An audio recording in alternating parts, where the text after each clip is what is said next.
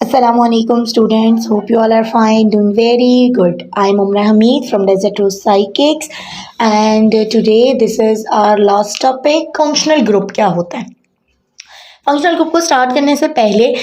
हम जो है वो एक छोटा सा रिव्यू ले लेते हैं। अब रिव्यू किस चीज़ का लेना है,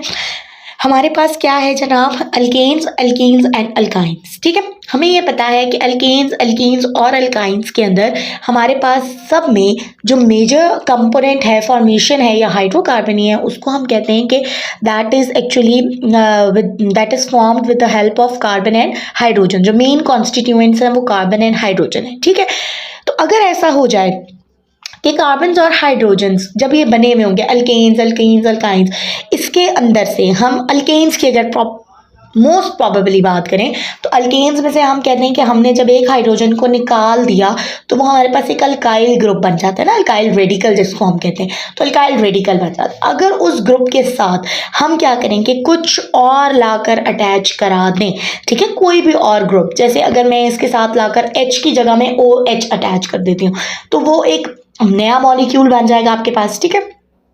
और उसकी सारी फिजिकल और केमिकल प्रॉपर्टीज सब चेंज हो जाएंगी। इसी तरह अगर मैं अल्केन में से आपके पास जो है वो एक हाइड्रोजन हटा कर किसी और अल्काइल को उसके साथ मिला देती हूँ तो वो डबल बॉन्ड बना दे तो वो अल्कीन बन जाएगा या वो अल्काइन बन जाता है ट्रिपल बॉन्ड के केस में। ठीक है, तो इसी तरह आप जब अल्काइल रेडिकल को किसी और मॉलिक्यूल, किसी और फंक्शनल ग्रुप, इसी को कहते हैं कि आप जो है वो किसी भी और ग्रुप को लाकर अटैच कर दें और वो ग्रुप अपना एक फंक्शन शो करेगा तो that is then called a functional group. ठीक है, जैसे अब यहाँ पर आप जो है वो क्या करेंगे, ऐड कर दें OH को, फिर आप या ऐड कर दें जी ओके, तो यही हम कहते हैं ना कि हमने फॉर एग्जांपल एक हाइड्रोक्सिल ग्रुप लाकर अटैच कर दिया, या हम कहते हैं कि हमने कार्बोक्सिलिक एसिड ग्रुप लाकर अटैच कर दिया, यानी COOH लाकर अटैच कर दिया। तो उस केस में आप एक हाइड्रोजन की जगह वो सारी रिप्लेसमेंट कर रहे होते हैं। ठीक है, तो वो फिर आपके पास जो न्यू कंपाउंड बनता है, क्योंकि आपने एक ग्रुप लाकर अटैच कर दिया और वो जो ग्रुप है वो अच्छा खासा अपना क्या करेगा कि वो अपना एक होल्ड रखता है ना, तो उस होल्ड की वजह से क्या होगा कि वो उसको हम कहेंगे कि फंक्शनल ग्रुप है। अब इसकी प्रॉपर्टीज डिपेंड करेंगे, यानी पहले तो वो एक अल्केन था, हमने उस अल्केन से उसको अल्काइल रेडिकल बना दिया, लेकिन अब वो जो प्रॉपर्टीज किसके ऊपर डिपेंड कर रही है, उसकी सारी प्रॉपर्टीज अब वो जो न्यू फंक्शनल ग्रुप जो उसके साथ आकर एक ग्रुप अटैच हो गया वो अब फंक्शनल हो गया, उसके ऊपर अब पूरा ग्रुप डिपेंड कर रहा है, पूरा मॉलिक्यूल उसके ऊपर डिपेंड कर रहा है, तो that is now called a functional group. ठीक हो गया। अच्छा जी, अब हम इसको प्रॉपर स्टार्ट कर लेते हैं कि फंक्शनल ग्रुप जो है वो कुछ ऐसे एटम्स का ग्रुप होता है या बॉन्ड्स का, जिसमें क्या होगा कि आपके पास बहुत यूनिक प्रॉपर्टीज़ आ जाए, पूरा का पूरा कंपाउंड जो है वो चेंज हो जाए। ठीक है, अच्छा, अब आपके पास जो फंक्शनल ग्रुप की डेफिनेशन है वो क्या है कि particular grouping of components in which the distinctive chemical reactions of these molecules are accountable, यानी प्रॉपर आपके पास जो है वो केमिकल रिएक्शंस आप करा रहे हो और वो रिएक्टिव, वो बहुत अच्छा जो है वो मॉलिक्यूल आपके पास बन रहा है। उसके बाद the presence of the functional group in a molecule implies that the behavior and the chemical reaction of that molecule in the question can be predicted in the systematic function, यानी आपके पास वो जो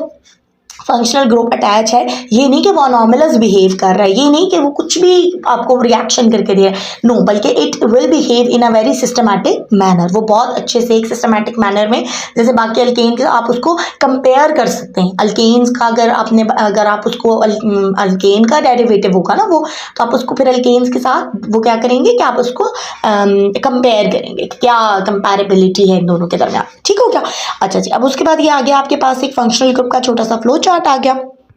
फ्लो चार्ट तो नहीं, diagrammatic representation है जिसमें आपको different flow वो दिखाए हैं कि अगर कार्बन के साथ जो है वो OH ग्रुप अटैच है तो then it is called alcohol, अगर आपके पास जो है वो डबल बॉन्ड है तो then it is called alkene, और अगर आपके पास कार्बोक्सिलिक एसिड है तो that is carboxylic acid group, फिर उसके बाद अगर आपके पास CHO ग्रुप अटैच है तो दैट इज कीटोन, और ऑब्वियसली इसी तरह एल्डिहाइड है आपके पास। ठीक है, तो ये डिफरेंट ग्रुप्स हो गए। अब उसके बाद आपके पास जो है functional group, why are the important, बहुत इंपॉर्टेंट क्वेश्चन है कि हम ज़रूरत ही क्यों है हमें कि हम फंक्शनल ग्रुप्स को इंट्रोड्यूस करा रहे हैं। ठीक है, सो द फंक्शनल ग्रुप जो है वो they are very important because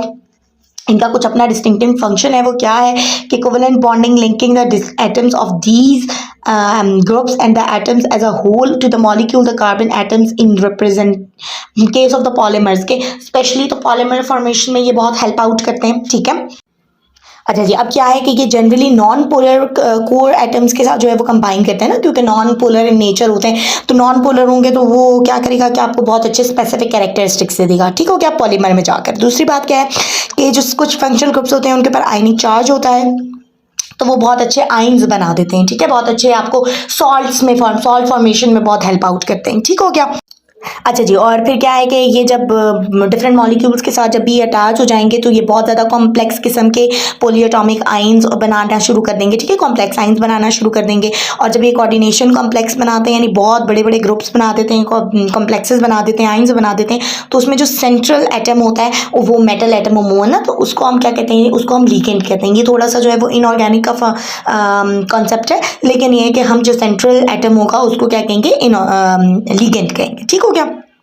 उसके बाद आपके पास लास्ट में यहाँ पे जो है वो एक अच्छा सा टेबल बना हुआ है। अब इस टेबल से हम जो है वो डिफरेंट फंक्शनल ग्रुप्स को रिकॉग्नाइज कर लेते हैं कि सबसे पहले अगर आपके पास फंक्शनल ग्रुप में आपके पास कार्बन के साथ डबल बॉन्डेड हाइड्रोजन, आपके पास ऑक्सीजन अटैच है, डबल बॉन्डेड ऑक्सीजन अटैच है, और साथ में आपके पास एक हाइड्रोजन है, ठीक है, जिसको आप acidic hydrogen, one hydrogen is present. Okay, so this group is called N aldehyde. अगर आपके पास हाइड्रोजन की जगह दोनों साइड पे दो अल्काइल ग्रुप अटैच हो जाएं तो फिर आप क्या करेंगे, आप इस ग्रुप को कह देंगे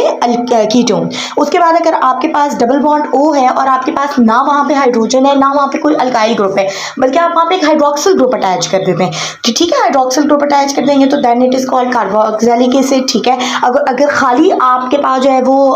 हाइड्रोजन है और हाइड्रोजन के साथ सिर्फ एक हाइड्रोजन को रिमूव करके आपने OH ग्रुप अटैच किया तो then it is called alcohol. फिर उसके बाद आपके पास